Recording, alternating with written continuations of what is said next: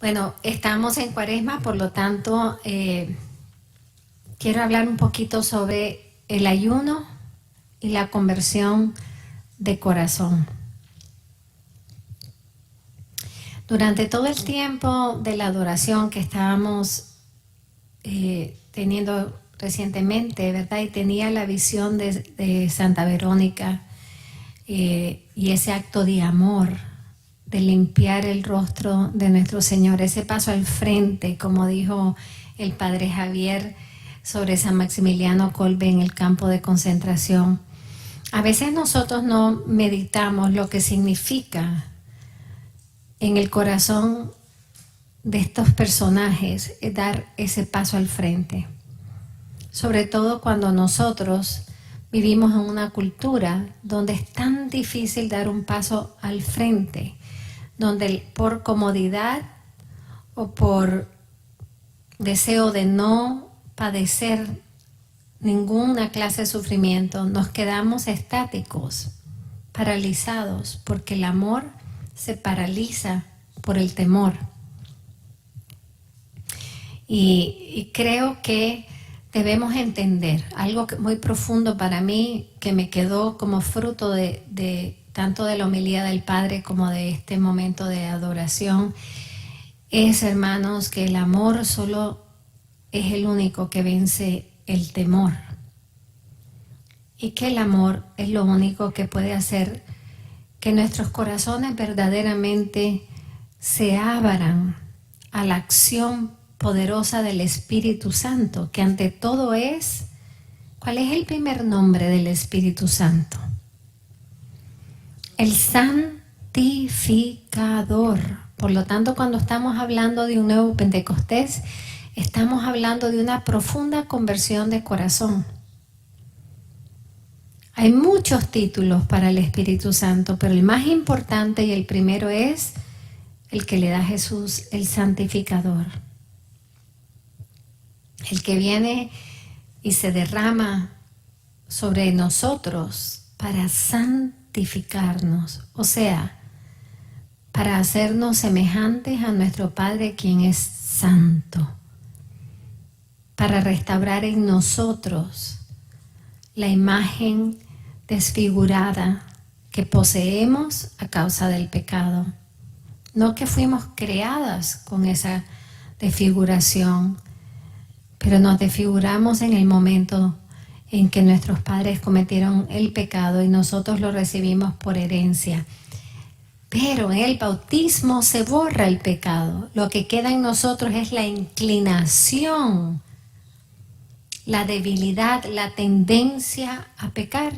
Y por lo tanto, a partir de ese momento, todo pecado ya no es la culpa de nuestros primeros padres, es nuestra culpa personal. Por eso decimos, por mi culpa, por mi culpa, por mi grandísima culpa. O sea, 3 veces me reconozco que mis acciones, que mis opciones, que mis imperfecciones y que mis debilidades y mis pecados son mi culpa. Porque después de la cruz tenemos toda la gracia, todo el poder de decirle no al pecado y decirle un sí a la santidad.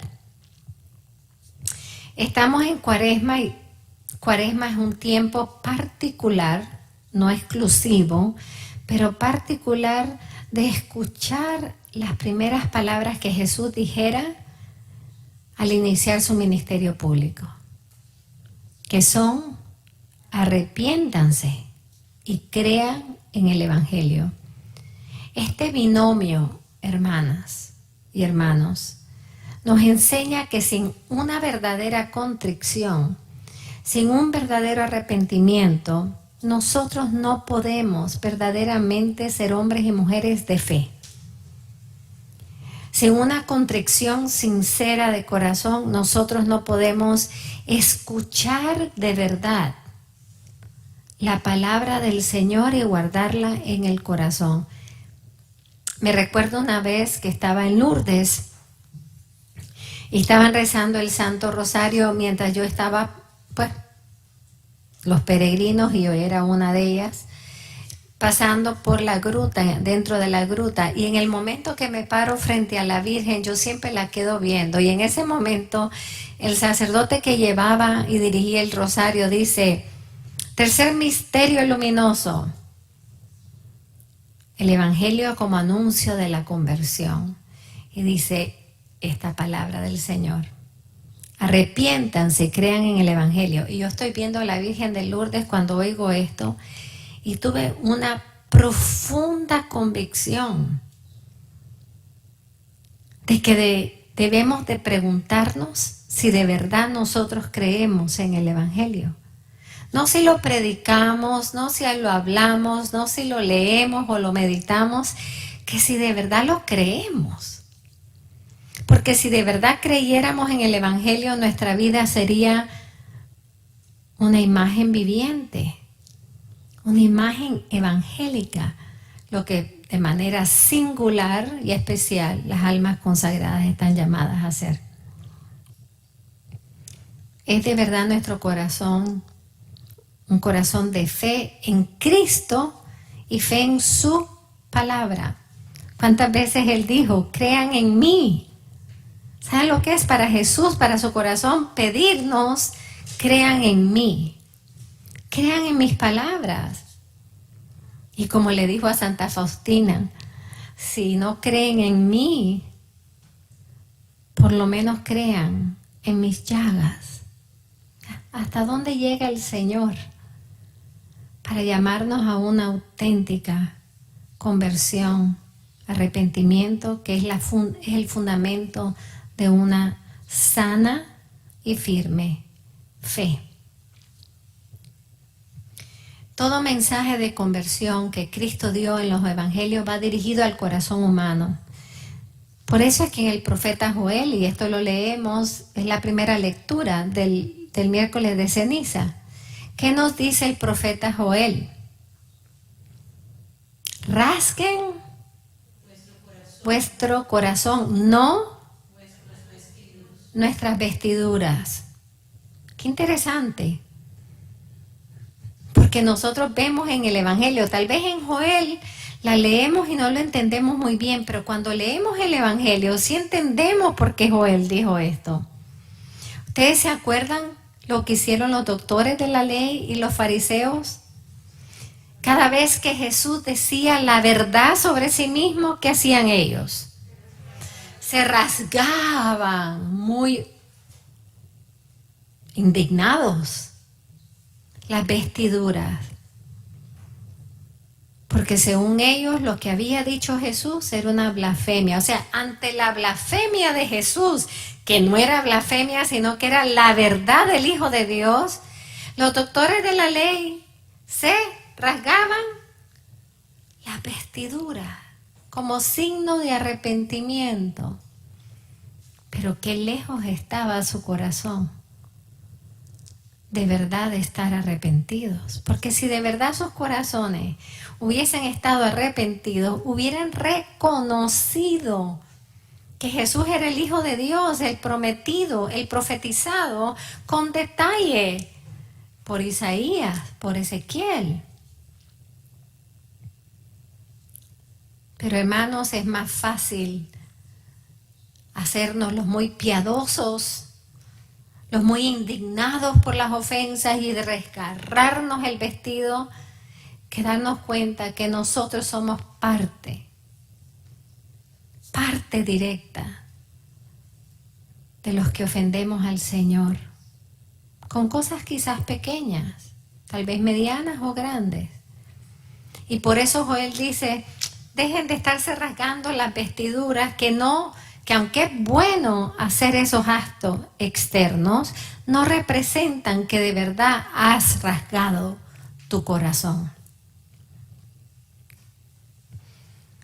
Lo que Joel está haciendo es dándonos una dirección clara, una intención verdadera de por qué hacer actos de arrepentimiento, actos de sacrificio, actos externos, prácticas externas de ascética.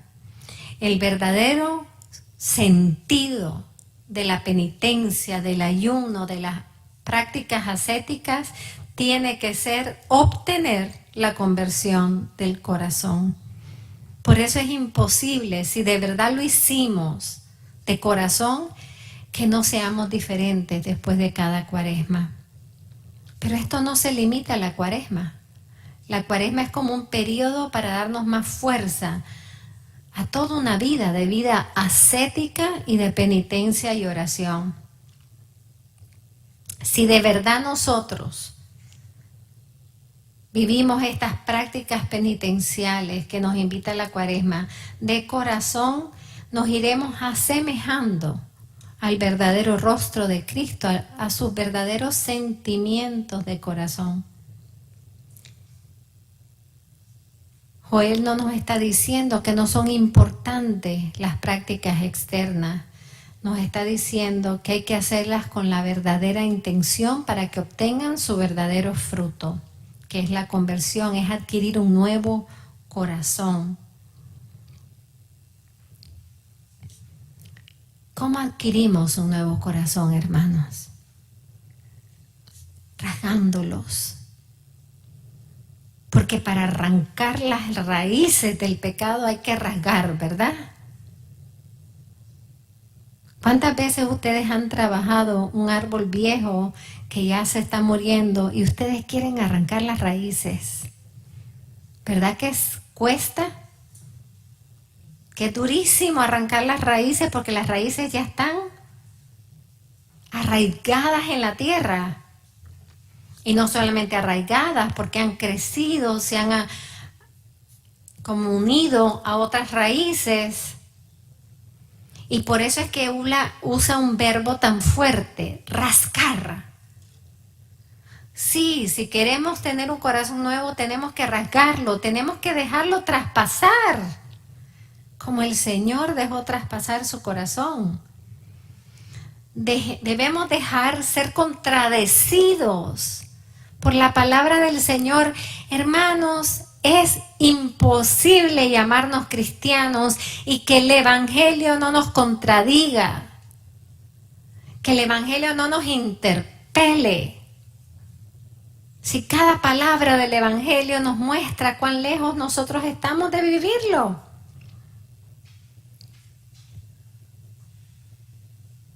Por eso es que oímos tantas frases, ¿verdad?, de evangelios acomodados. Ay, no, madre, me dicen a mí. Si el Señor dice, y todavía me dicen que el Señor dice, que hay que ser manso, pero no menso. Y yo siempre digo, ¿dónde lo dice? Quiero leerlo. Claro que no aparece eso en las Escrituras. ¿Ustedes lo han leído en las Escrituras? No, ese es el Evangelio según Juanita. No es el Evangelio de Cristo. El Evangelio de Cristo dice, si te golpean en una mejilla, ¿qué debes hacer? La otra, que no significa que tú le dices, a ver, pégame otra vez más. No, significa que yo no devuelvo al mal que he recibido con el mismo mal. Al mal solo se vence con el bien. ¿Cuántas actitudes infantiles, adolescentes hay en nosotros los cristianos que no van de acuerdo al Evangelio? ¿Cuántas competencias, envidias? Hermanos, el lugar donde tal vez se hace más visible la incoherencia de los cristianos es la misma iglesia. ¿Por qué se nos hace más visible? ¿Porque en el mundo no sucede? No. Porque es que aquí en la iglesia no debería de suceder. Si de verdaderamente nos llamamos cristianos, o por lo menos no debería de suceder con la constancia y la insistencia y la intensidad con que sucede. Hay que dejar que se rasguen nuestros corazones para ser verdaderamente confrontados con los valores del Evangelio, con los valores de Cristo, y para que nuestro corazón dé un volteaje. ¿Ustedes se acuerdan cuando Jesús se aparece a Santa Margarita? En la primera aparición le arranca el corazón de su pecho.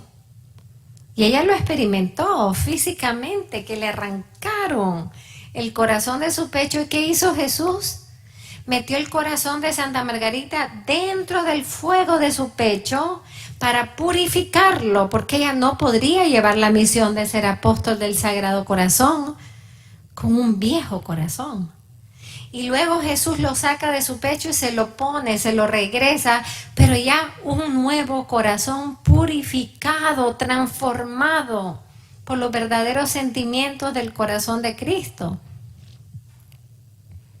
Por eso también a Santa Faustina le dirá: si yo te he llamado a ser mi secretaria y apóstol de la Divina Misericordia, la primera que debe transformar su corazón en un corazón misericordioso eres tú. No puedes hablar de la misericordia si tú no la posees. No puedes hablar del Sagrado Corazón si tú no posees los verdaderos sentimientos de su corazón. Tú no puedes hablar del corazón inmaculado de la Santísima Virgen si tú no tienes sus virtudes.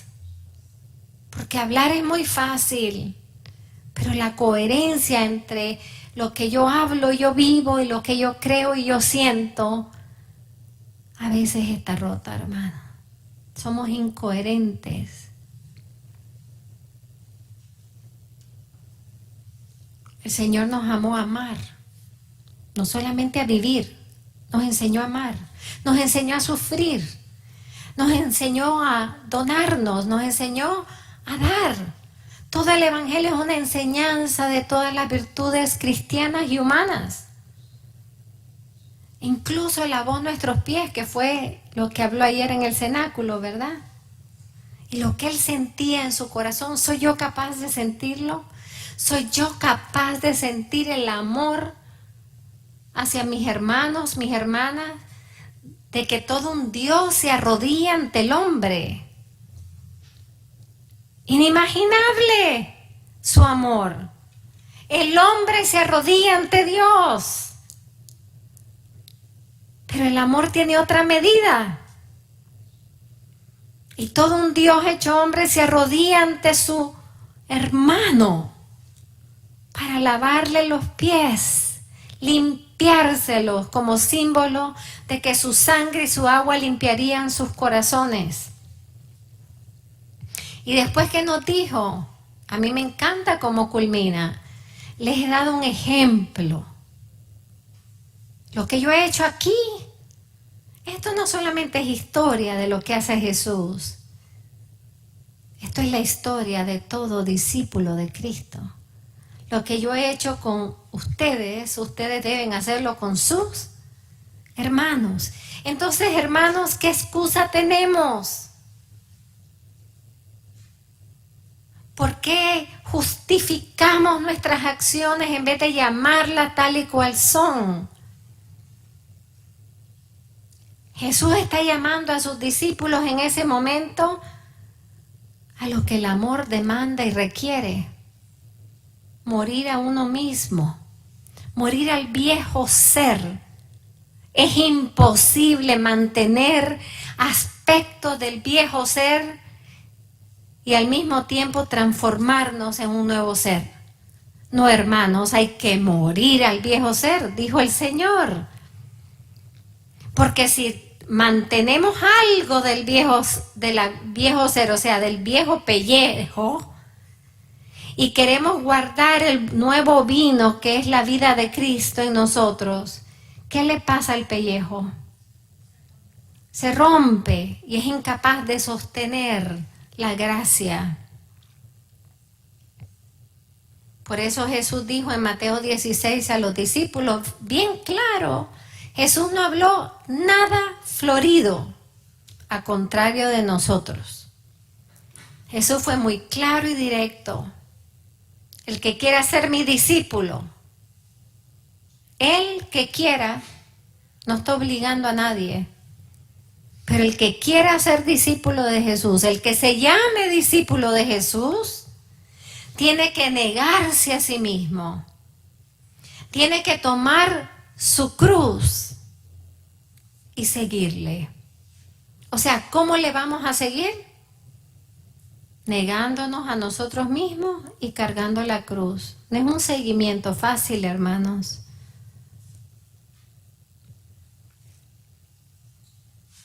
Jesús estaba con esto llamándonos a la conversión y a la vida ascética.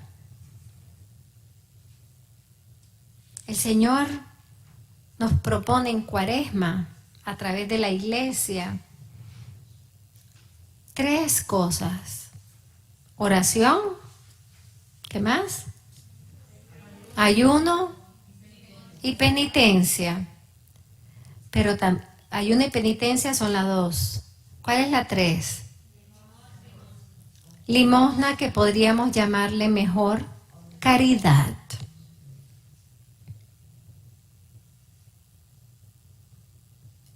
Y estas 3 propuestas de Cristo para Cuaresma a través de la iglesia tienen una profunda llamada a la conversión de corazón. Es una forma bien concreta de purificar nuestro interior, de fortalecer la virtud y de eliminar el vicio. Dice el Catecismo en el número 1430 que cuando deseamos la conversión interior,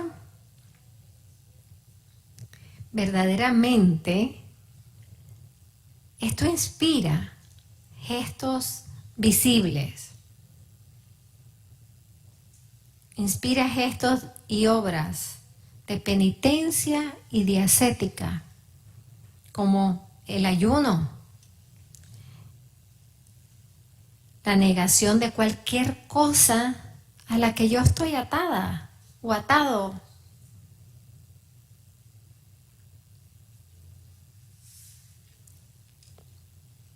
Hay una gran diferencia, hermanos, entre la palabra penitencia y la palabra ascetismo o vida ascética.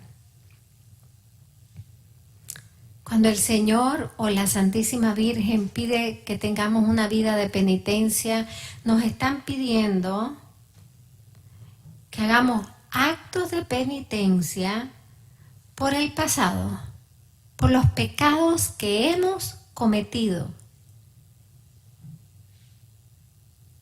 y también por los pecados que estamos cometiendo.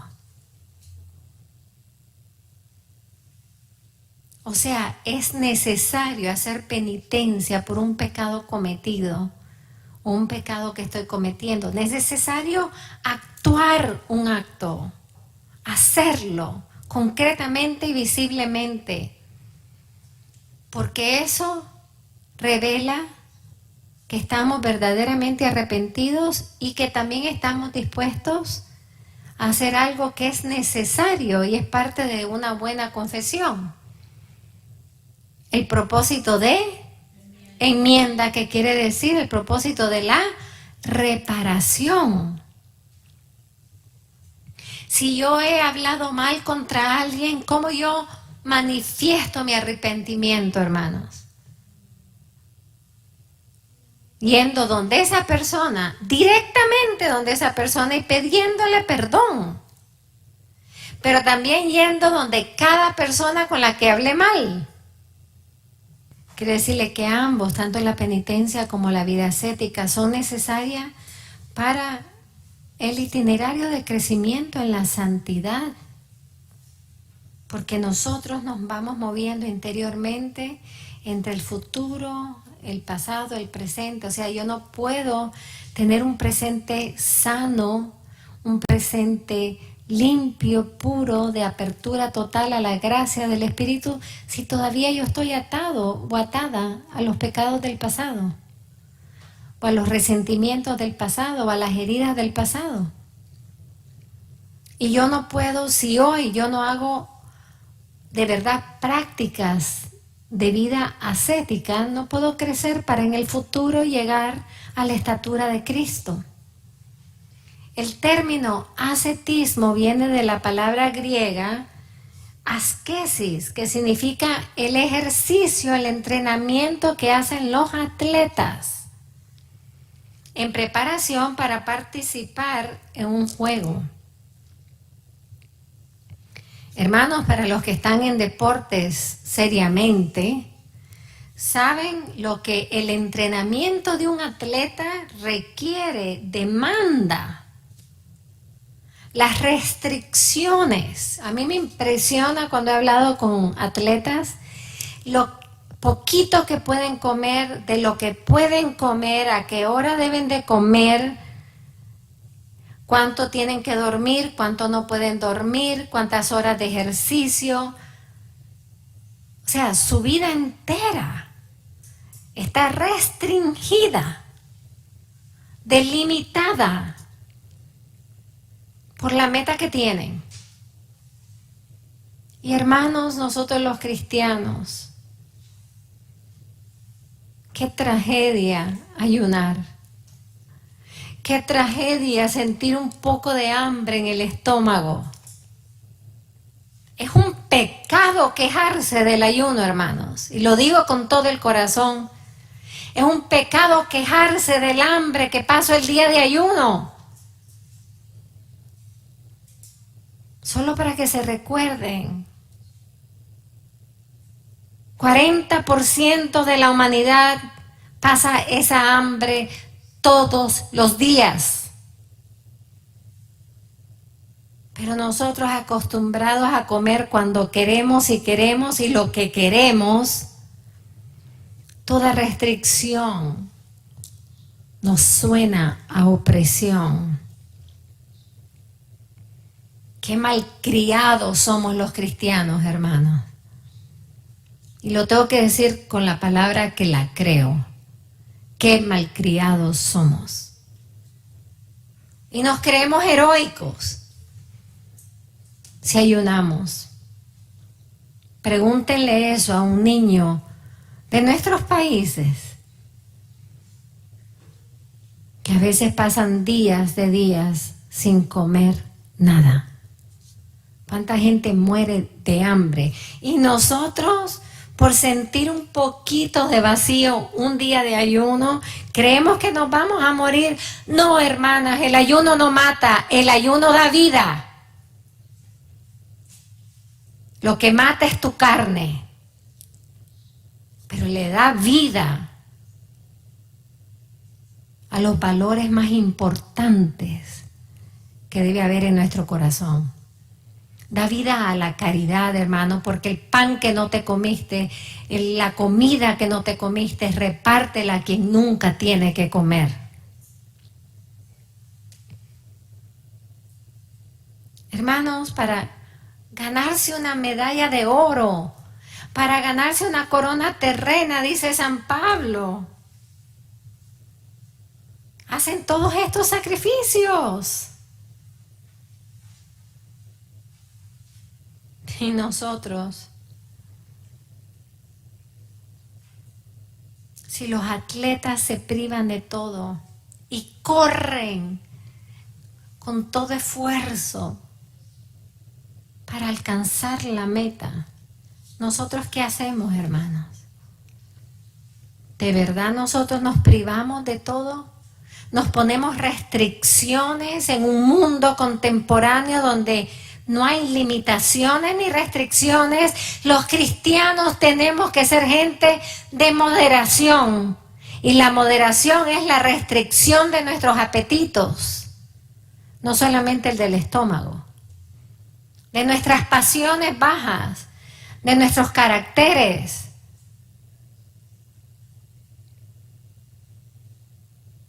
Por eso dice San Pablo, si ustedes que corren por una corona incorruptible, ¿cómo es posible que no se esfuercen, que no se sacrifiquen, que no hagan un entrenamiento serio de todas las potencias de sus realidades humanas para alcanzar la verdadera meta, que no es una corona de oro, ni una medalla de oro, hermanos, ni un reconocimiento mundial,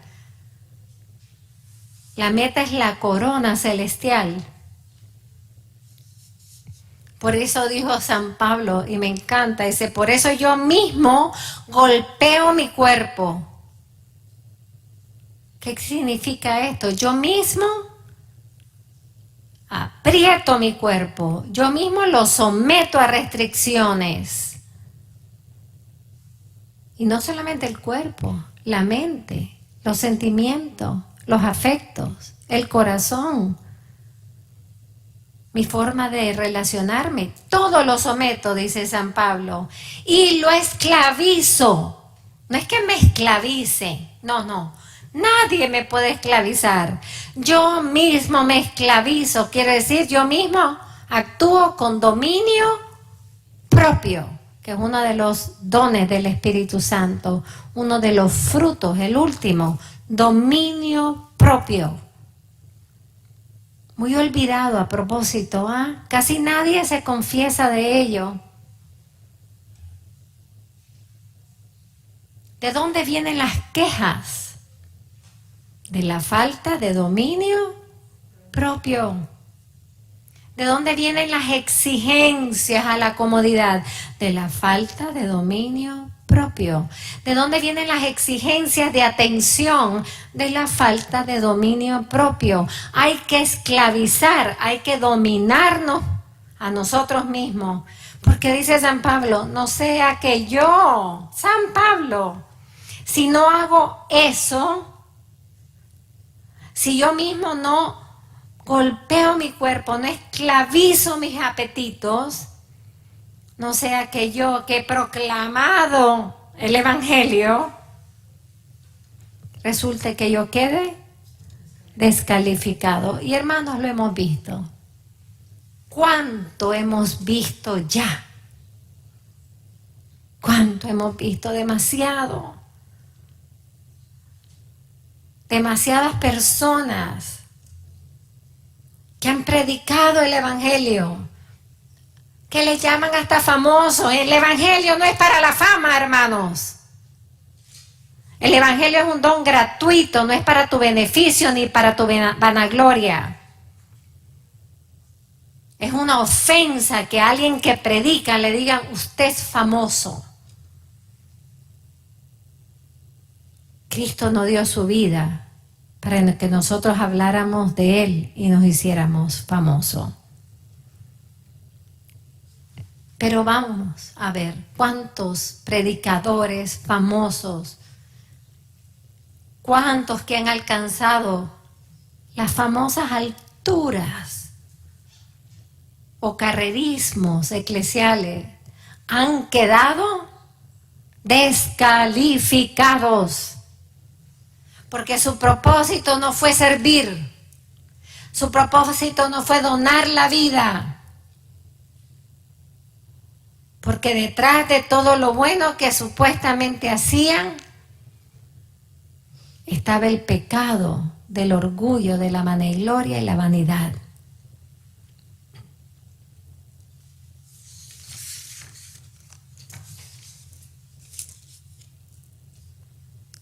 La disciplina personal es una característica del cristiano y es fruto de la autonegación. El ayuno, los sacrificios y las mortificaciones tienen un gran poder y tienen el poder de darnos una autoridad personal, espiritual sobre nosotros mismos. Para dominar nuestras inclinaciones. Y eso lo hemos visto en los santos, hermanos. San Francisco de Sales, un hombre de un carácter durísimo y fuerte, se dominó tanto ese carácter duro que decidió optar por vivir en la dulzura. No tuvo que haber sido fácil, ¿ah? Y es doctor de la dulzura y la amabilidad. Cuando murió le abrieron la vesícula y encontraron piedras Y descubrieron que esas piedras tuvieron que haber sido el fruto de tanto autodominio. Pues hermanos, ojalá que nos encuentren muchas cosas en nuestro cuerpo a la hora de nuestra muerte, si eso hizo que viviéramos en el ejercicio de la virtud. Y así vamos con todos los santos. Santa Verónica Giuliani, para los que han ido con nosotros a Città del Castello, cuando vemos su museo hay una piedra grande, ¿verdad? Que impresiona. La piedra que ella se ponía en su propia lengua. Santa Verónica Giuliani, estigmatizada, con grandes revelaciones de la pasión del corazón de Cristo y del corazón de la Virgen. Cada vez que ella habló algo innecesario, cada vez que ella habló algo de más de una hermana o algo de menos de una hermana, ¿qué hacía ella? Y yo vi a todos los peregrinos espeluznados. Se ponía sobre su lengua esa inmensa piedra. Y no nos asustemos de estas penitencias tan fuertes que se hacían los santos, hermanos. Es que los santos entendían la gravedad de su pecado. Y sabían que si no se ejercitaban fuertemente para eliminarlos, no los eliminarían.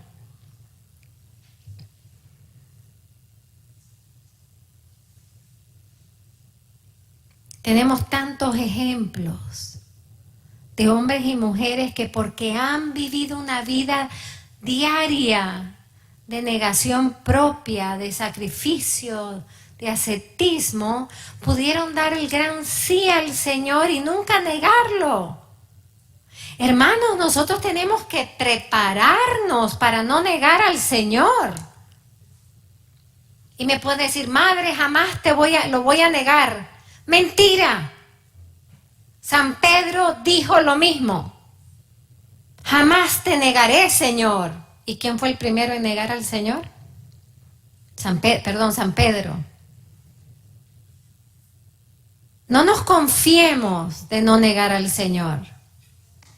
Si tú eres vanidoso, cuando te digan algo en contra de tu imagen por ser cristiano, puede ser que niegues al Señor. Puede ser que minimices tu involucramiento en el servicio del reino.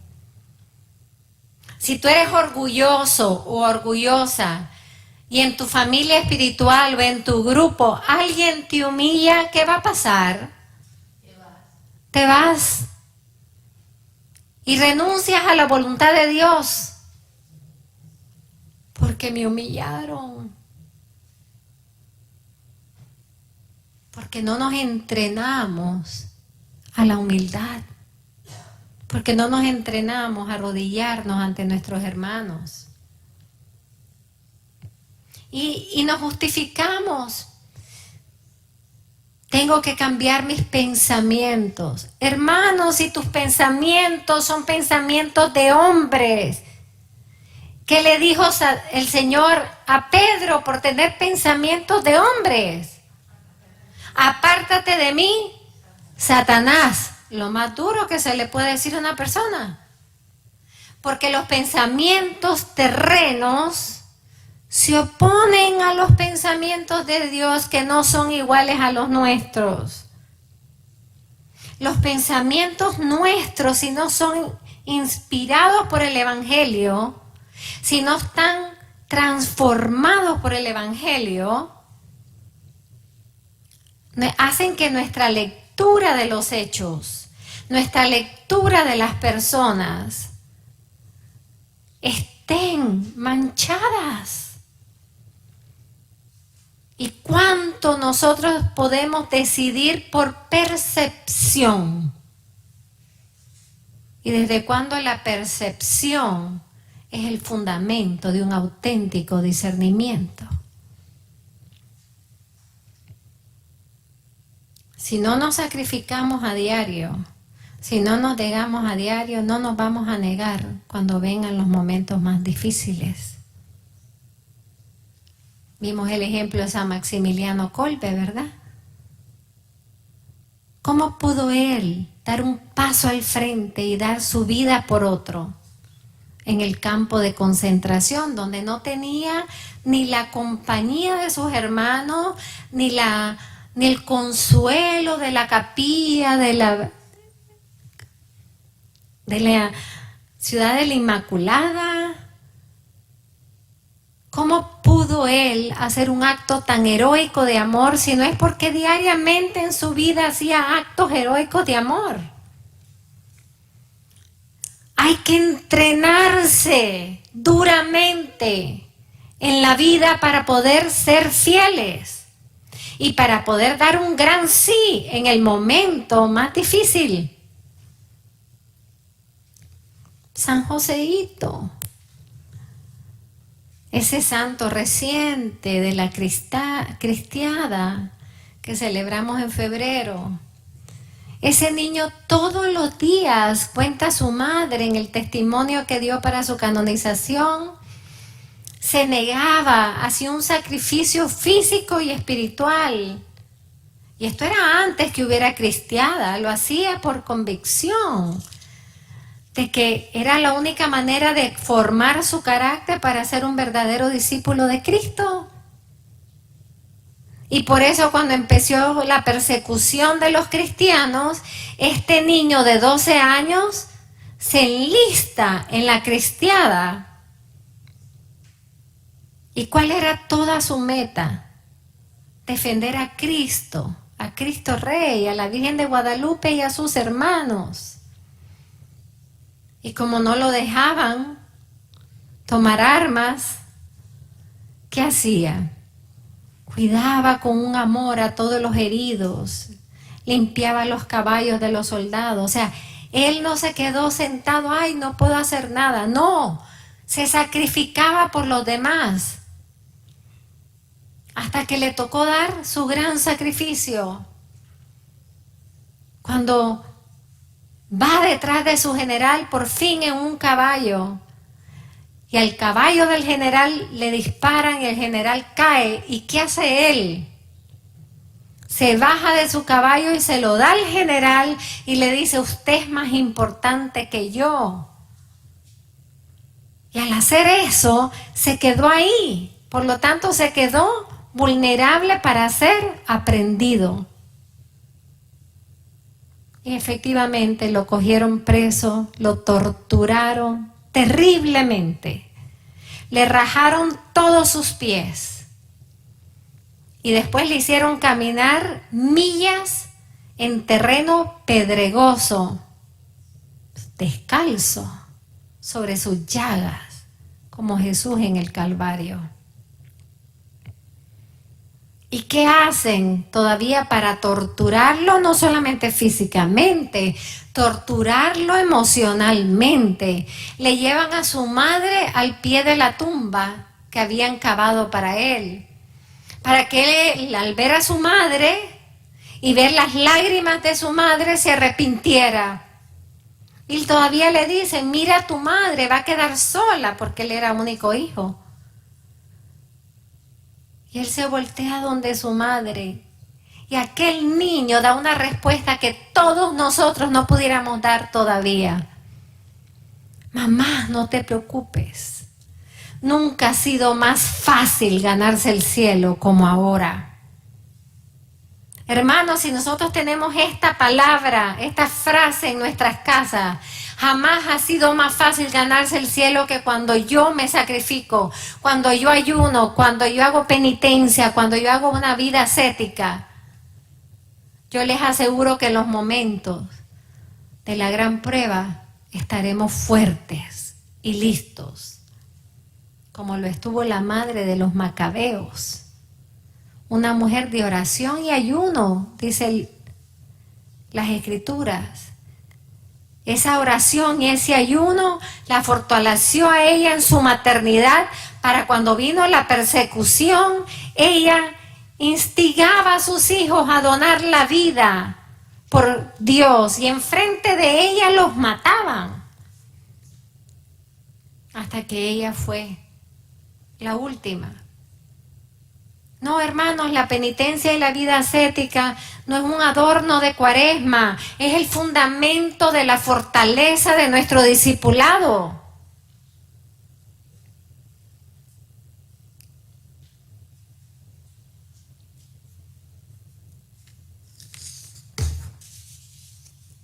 En Jeremías el Señor promete y en Ezequiel que Él va a darnos un nuevo corazón. La meta de nuestra vida es adquirir un nuevo corazón, hermanos. Y lo oímos, pero no sé si de verdad hacemos todo lo necesario para que nuestro corazón cambie.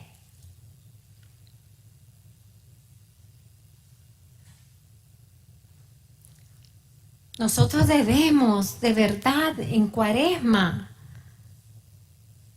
y en toda nuestra vida, rezar de corazón el Salmo 51.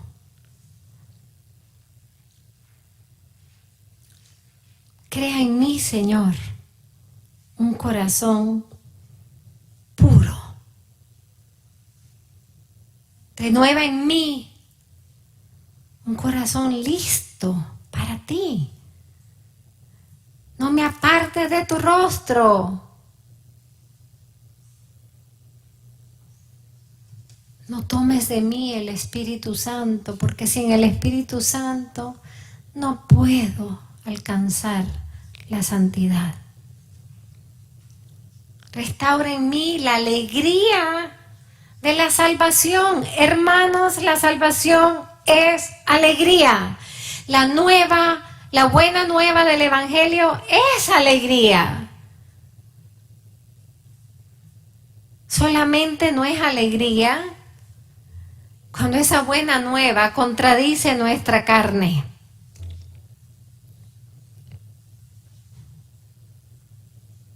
Pero para los que quieren de verdad salvarse, que quiere decir ser semejantes a Dios, el Evangelio es siempre buena noticia, causa de alegría.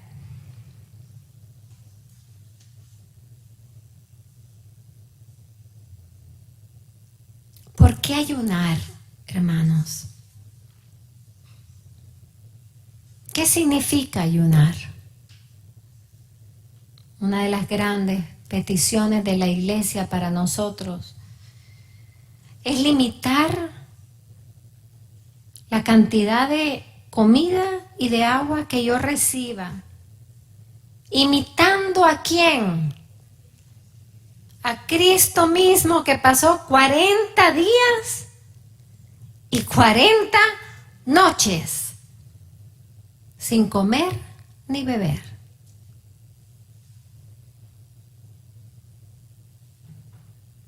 Piensen un momentito en esto, por favor. Para los que han ido a Tierra Santa, ¿se acuerdan el monte de las tentaciones? Lo terrible que es. No hay un solo árbol de donde coger sombra. Es pura piedra dura, árida, representando el pecado, hermanos.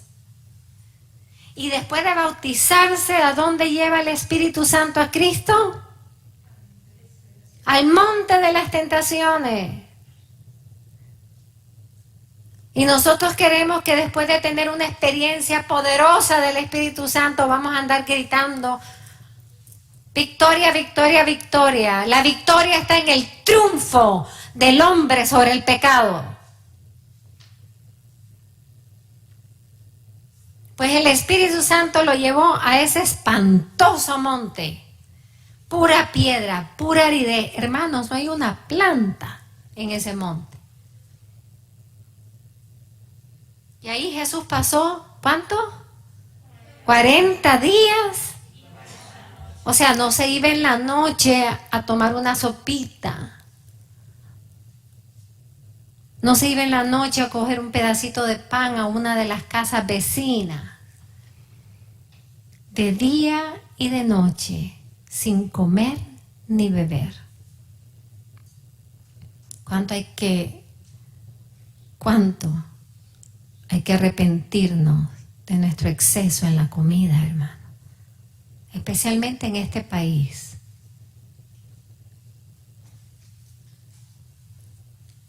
Con toda la comida que aquí se desperdicia, se han hecho las estadísticas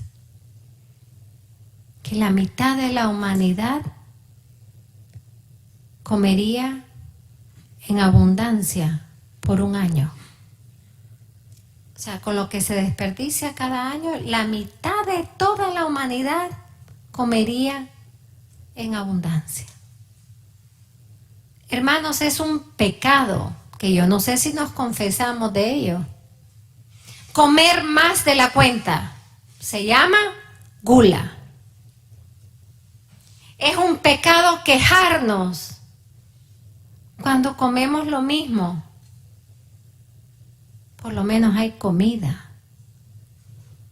Es un pecado quejarnos cuando se nos limita la comida. Y es un pecado gravísimo del cual debemos de confesarnos. Cuando se pierde la comida, cuando se desperdicia, cuando me sirvo más de la cuenta y ya me llené, entonces lo que sobró va para la basura. Hermano, eso que echaste en la basura lo pudo haber comido un niño, lo pudo haber comido una madre. Por eso es necesario el ayuno, para moderar nuestro apetito. Y no nos justifiquemos, hermanos. Se lo suplico, que no nos justifiquemos. La gula es un pecado capital. Y quejarse por el tema de la comida es un grave pecado que ofende fuertemente el corazón de Cristo. ¿Se acuerdan cuando el Señor multiplicó los peces y los panes? Y los apóstoles nosotros somos como ellos. No querían dar lo poquito que tenían, ¿verdad? ¿Por qué? Porque no era suficiente para ellos. Ya les iba a tener que tocar comer la mitad en vez de un pescado completo. No se estaban entrenando en el ayuno. Y el Señor le dice, dámelo. Dámelo. Los desposeé de todo. ¿Para qué? Porque con la desposeída de todo, Dios va a hacer el todo para todos, no solamente para ellos. Y con ese poquito de pescado y de pan, el Señor hace la multiplicación para 5,000 hombres y no sé cuántas, me imagino 5,000 mujeres, más no sé cuántos niños. Y en ambas multiplicaciones sobra, ¿verdad que sobra? ¿Qué clase de multiplicación? El Señor le dio un pez y un pan a cada uno, no le dio 2 peces y 2 panes. Aunque había de más, no les dio doble porción. Porque el Señor no hace milagros para que nosotros los abusemos.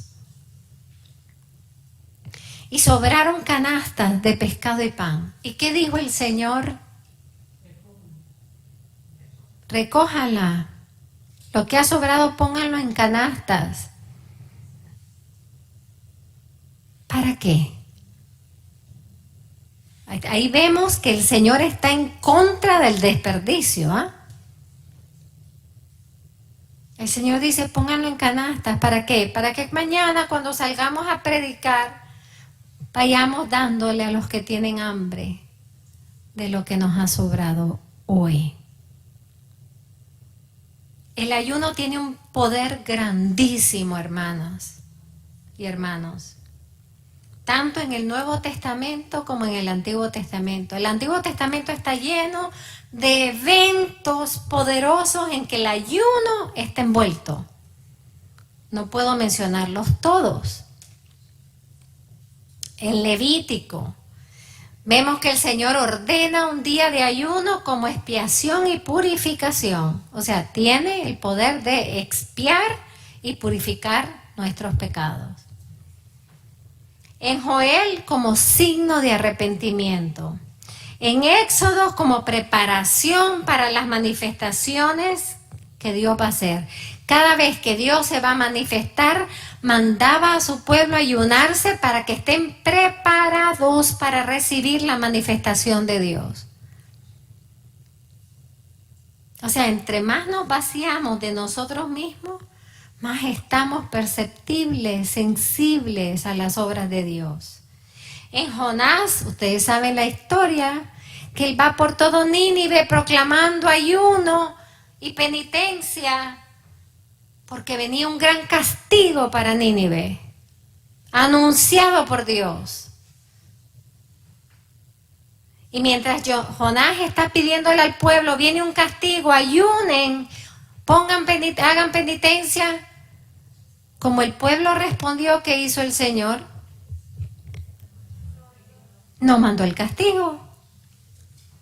O sea que el ayuno y la penitencia tiene el poder de parar, llámenle castigos como en el Antiguo Testamento, o podemos llamarle también las consecuencias gravísimas de nuestros pecados.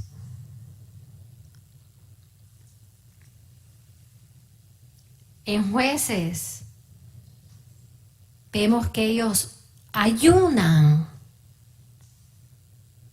para tener una decisión clara, un discernimiento claro en las decisiones que le corresponden hacer. En Esdras vemos que el ayuno les dio una sabiduría especial al pueblo israelita para conocer la estrategia con la que se iban a salvar de la amenaza de los enemigos.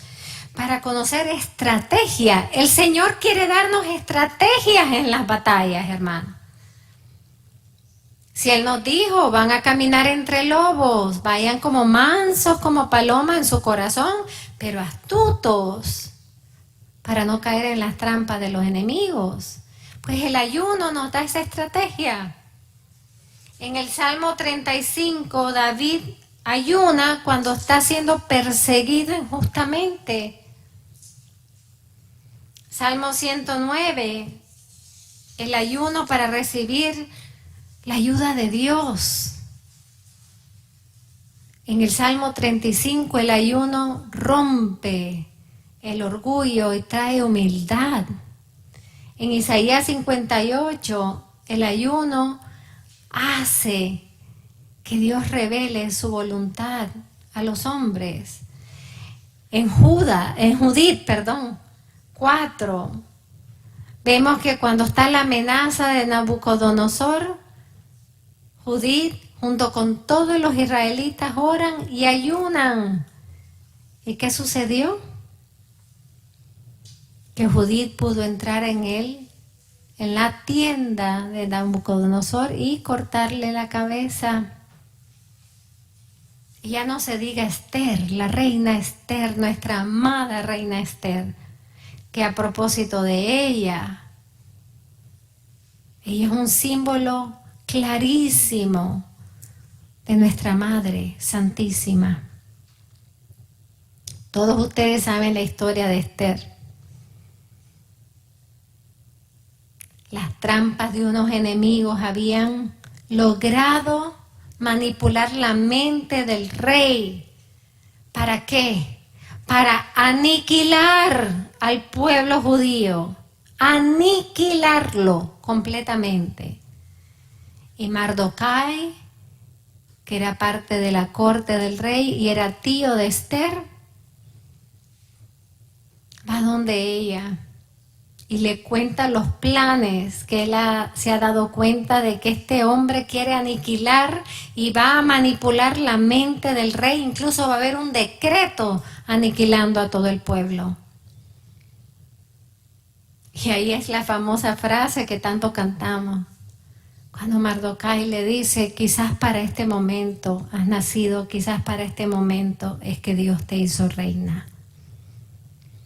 ¿Y qué dice Esther?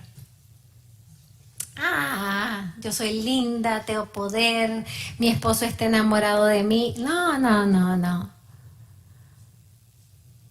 no se poseyó de sus valores terrenos. Dijo, pídele a todos, a todo el pueblo. Yo le pediría a mi sierva y yo oraremos y nos vestiremos en ceniza, símbolo de penitencia. Y si tengo que morir por mi pueblo, moriré. Y así Esther entra a la corte del rey, lo cual era prohibido, que nadie, ni la reina, podía entrar sin permiso. ¿Y a qué va a hacer Esther? Desenmascarar al enemigo. Una de las grandes obras que hace la Virgen y aquellos que participamos de su marianización. Siempre somos usados para desenmascarar las obras del enemigo. Y hermanos, fíjense la palabra aniquilación, ayuno, penitencia. La reina va a ir donde el rey. Fíjense en la Virgen de Fátima, que aquí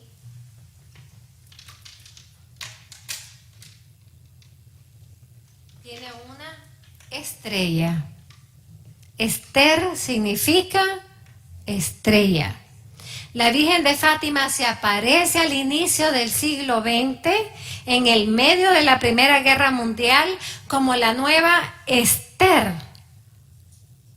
que viene a detener la aniquilación de sus hijos y de pueblos enteros, con las mismas armas que lo hizo la reina Esther, pidiéndole a sus siervos, que fueron los primeros niños, y después todos nosotros, que oráramos, que hiciéramos penitencia, ayuno, sacrificio, y nos consagráramos a su inmaculado corazón, a su corazón de reina y de madre, porque ella como reina y madre va a interceder ante su hijo para evitar la aniquilación. Pero si no cooperamos con ella, la aniquilación nos la hacemos nosotros mismos, hermanos.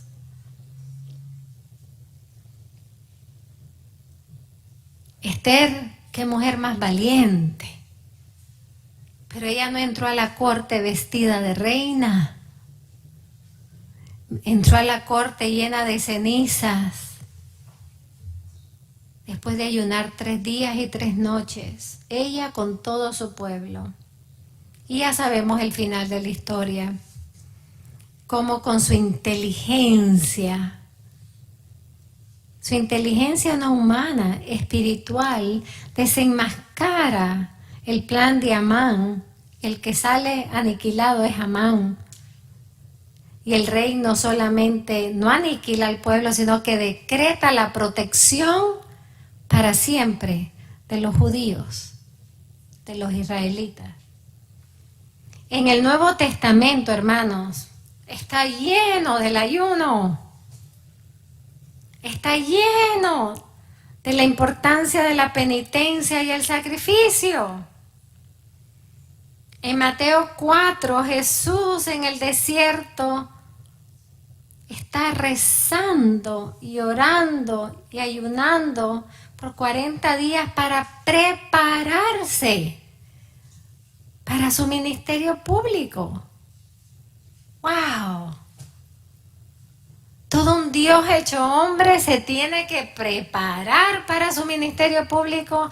Sí, hermanos, en su humanidad se tiene que preparar. Porque su ministerio público va a encontrarse enemigos. Va a encontrarse la malicia, va a encontrarse la mentira, va a encontrarse las trampas. ¿Cómo se va a encontrar gente buena, gente seguidora, discípulos? Pero para estar en plena armonía con la voluntad del Padre todo el tiempo, se prepara 40 días y 40 noches y se prepara en confrontación con Satanás. Después de pasar su confrontación con Satanás, ya puede confrontar al mundo entero. Satanás se atrevió a tentar a Jesús en su humanidad. Él no puede tocar a Dios, pero al Dios hecho hombre, ¿con qué le tentó, hermano?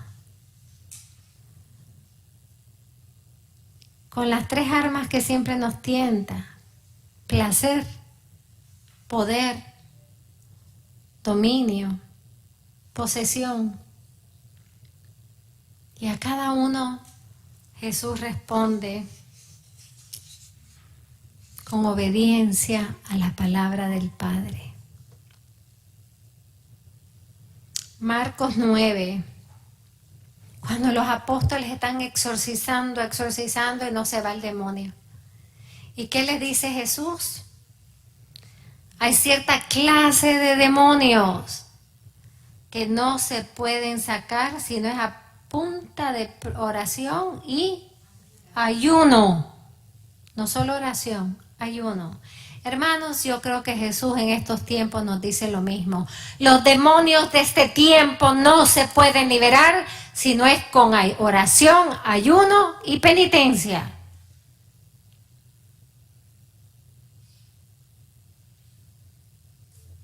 En Lucas 2 vemos a Simeón y a Ana, dos ancianos que vivieron 70 años en el templo. ¿Haciendo qué? Ayuno y oración. Y por eso cuando viene la Virgen con San José y con un niño normal y corriente en sus brazos, ¿por qué supieron que ese niño era el Salvador?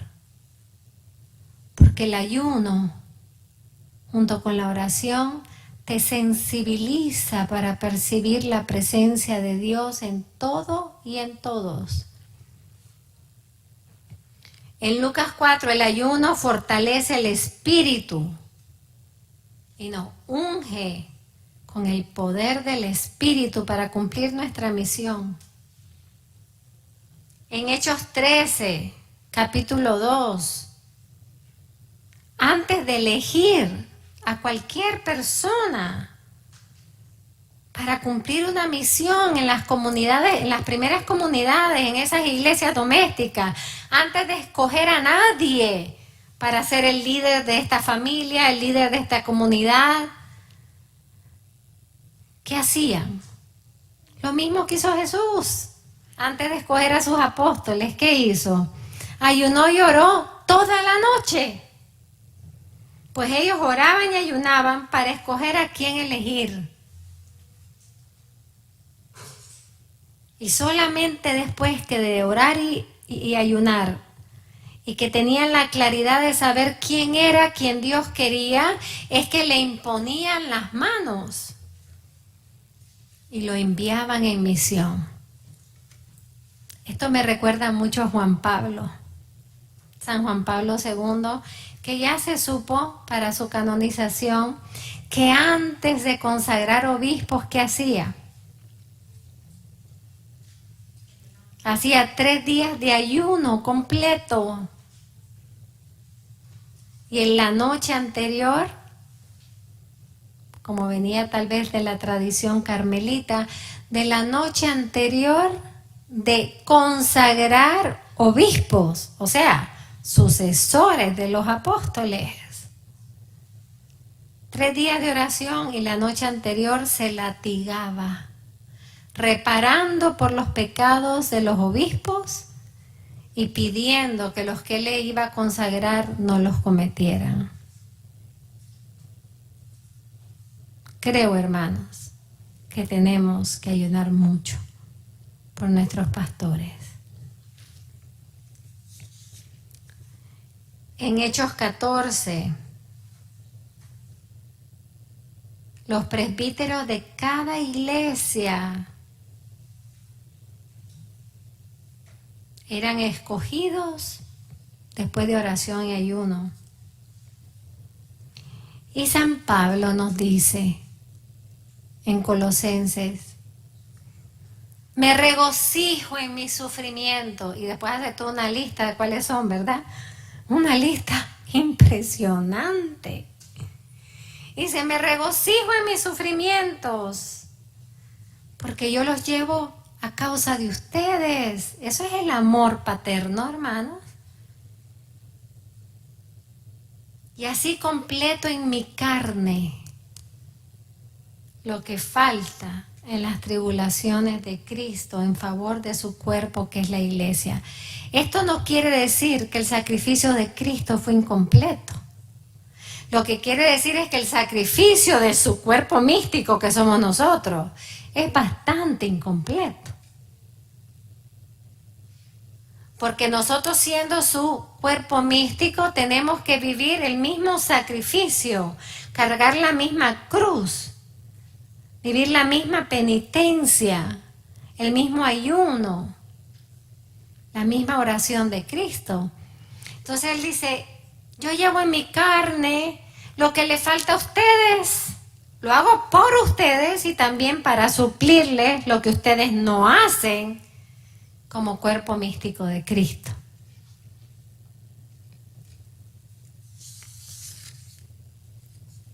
Las tentaciones en el desierto, hermanos, son una clase por sí misma. Pero como les dije, vemos las tres grandes tentaciones. En la primera tentación es al placer.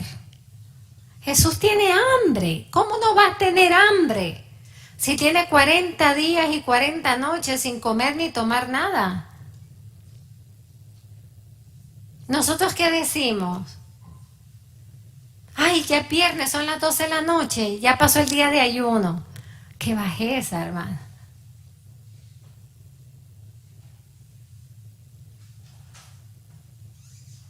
Después de 40 días y 40 noches sin comer ni beber, se le aparece el demonio, y demonio muy inteligente, muy observador.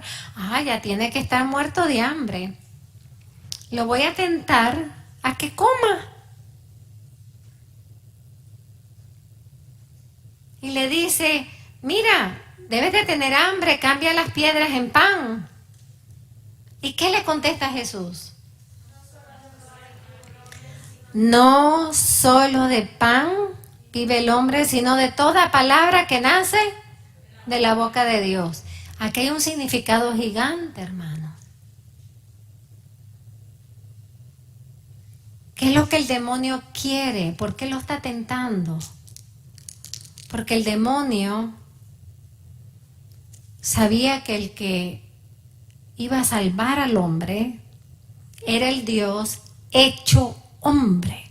La obediencia plena, total, tenía que venir de un hombre, pero para que este hombre, su sacrificio fuera infinito, tenía que también ser Dios. Pero para que fuese una reparación por todos los hombres, tenía que ser hombre. Por eso el demonio, todas sus acechanzas contra Jesús era sacarlo de la decisión de ser hombre y de padecer como hombre. Y por eso le dice, ay, no pases hambre. Si tú eres Dios, cambia las piedras en pan. Claro que podía hacerlo Jesús. Pero lo que le estaba pidiendo el demonio es renuncia a la limitación y a la restricción de tu humanidad. Como nos lo dice a nosotros. Hermanos, no hay cosa más hermosa que saberse limitado y restringido, porque somos seres humanos, no somos dioses. Y por eso es que Jesús responde, no solo del pan vive ¿quién? El hombre. Porque le está tentando es la humanidad de Cristo. Sino que también el hombre con sus limitaciones, aunque tenga hambre, su verdadero alimento es la palabra del Padre. ¿Y cuál es la segunda? Dios mío, mire que Satanás es atrevido, ¿ah? ¿Cuál es la segunda tentación? Lo lleva al punto más alto ¿de dónde?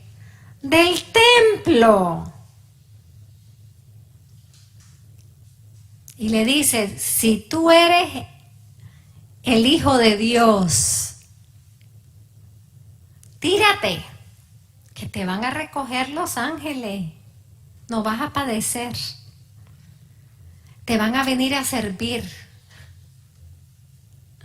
Otra vez, renunciar a ser hombre. Porque si un hombre se tira, se cae y se mata, ¿no? ¿Qué le dice? Tírate y sé como Dios. Vienen los ángeles, te recogen, no te pasa nada. ¿Qué le contesta el Señor? No tentarás al Señor, tu Dios. ¿Por qué le dijo eso?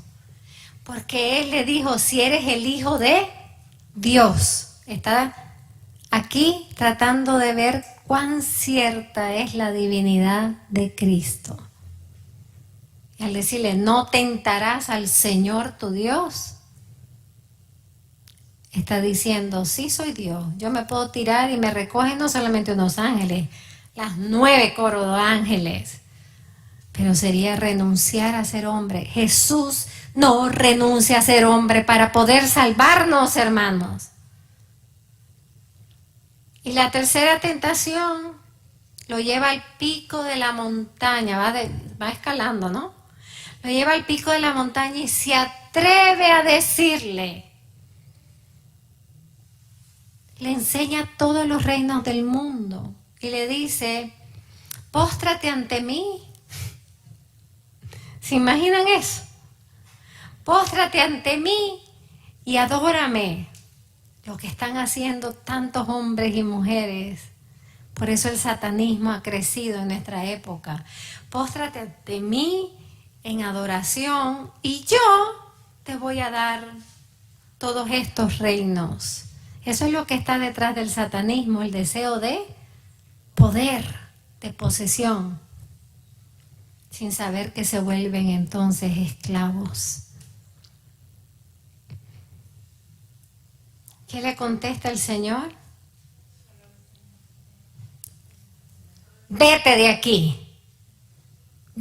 aquí, Satanás, porque solo al Señor, tu Dios, he de adorar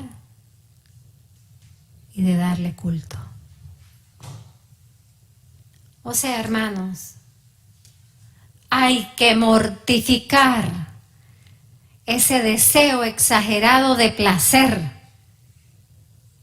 Entonces me pueden decir, pero madre, nosotros vivimos una vida sexual en orden y los que estamos consagrados en castidad. El placer no es solamente en el área sexual, hermano. El placer está aquí, en la lengua. El placer está en los ojos. El placer está en los oídos. El placer está en sentirnos superiores que los demás. Hay muchas formas de placer. Una cama mejor que no sea tan dura.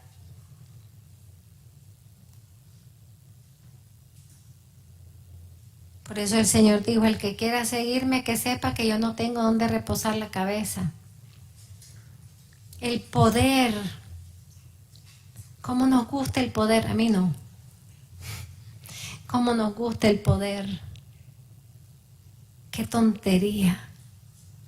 Si el verdadero poder en el reino es servir. Y nadie es más grande en el reino de Dios que el que tiene poder, que el que tiene el poder de servir. El que busca el poder, que se haga el más pequeño, dice el Señor. Y la tercera es la posesión, el dominio. Yo tengo todos los reinos, yo tengo todos los dones. Por eso la envidia, porque quiero tener todos los dones. No, hermanos, nosotros no fuimos llamados para poseer, sino para donar. Y para concluir, porque no sé cuánto nadie me está dando a la hora, pues voy a terminar con 2 cosas importantes.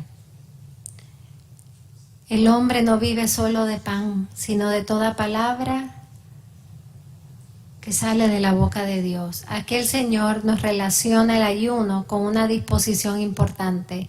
El día que nosotros ayunamos, o los días que nosotros ayunamos, deben ser días de profunda oración, silencio y reflexión de la palabra de Dios.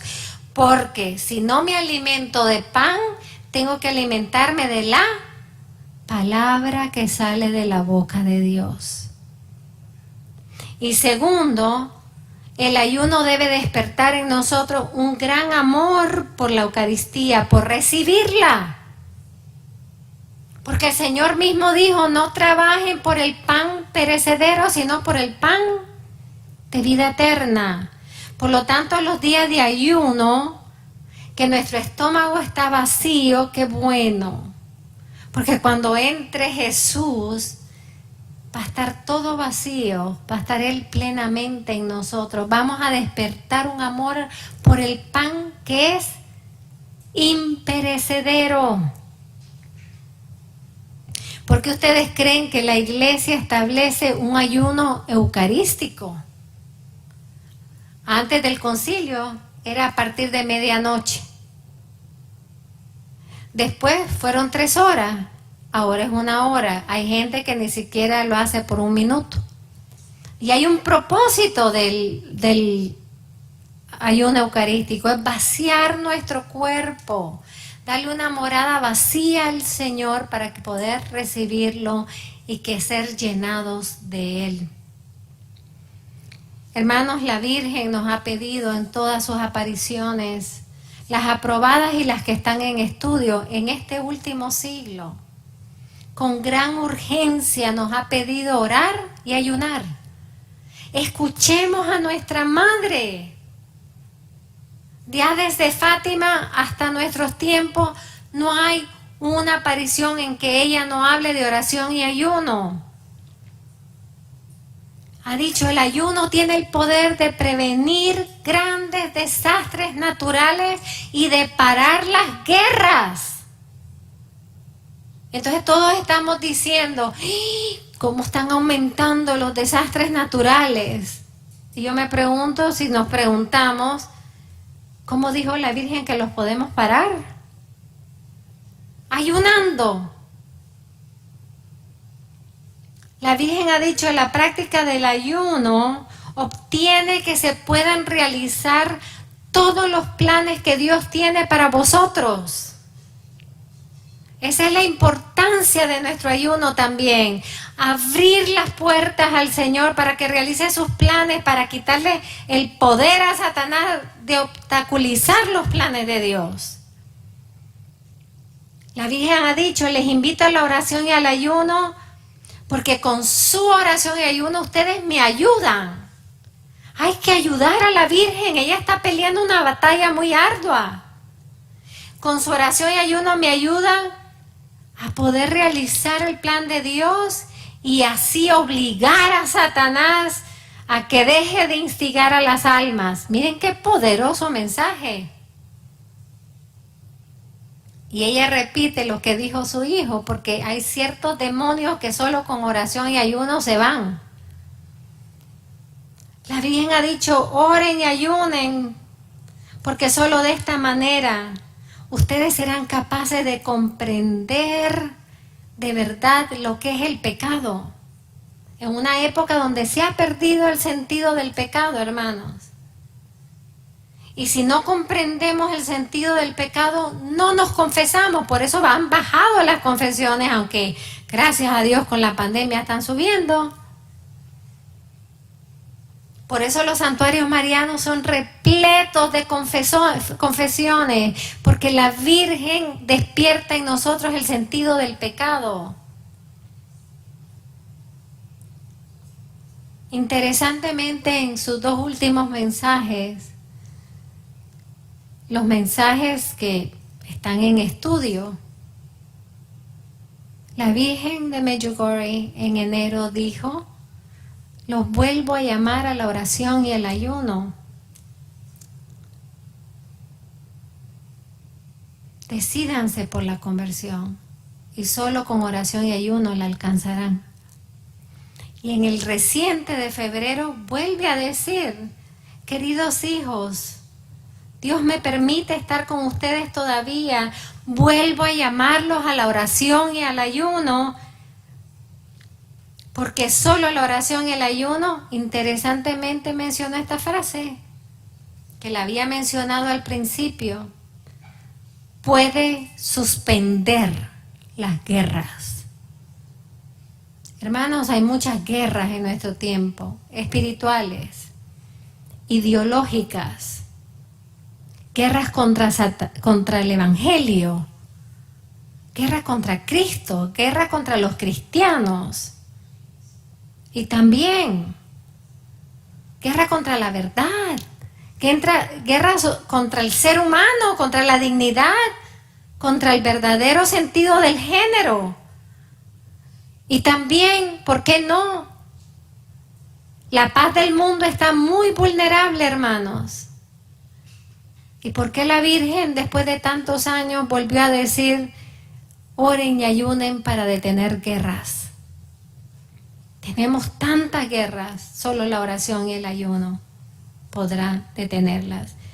Y para concluir, San Juan Pablo II nos dijo que para conquistar el espíritu de muerte y de la cultura de la muerte, hacía falta ayunar. Que el ayuno era la primera y la más efectiva arma contra las fuerzas de Satanás que se manifestaban en la cultura de muerte. Si quieren detener, dijo, todas las obras de Satanás y la manera hostil en que se está reflejando contra la vida humana, abracen una vida de oración constante y ayuno. Que ojalá entendamos la seriedad del pecado, la importancia de limitar todos nuestros apetitos, afectos, todas las potencialidades humanas para ponerlas en orden, en armonía y moderarlas a la voluntad de Dios. Pero que también tomemos como misión la oración y el ayuno para detener las obras de Satanás y las guerras que él ha lanzado contra el mundo, contra la humanidad y contra la vida humana. Amén.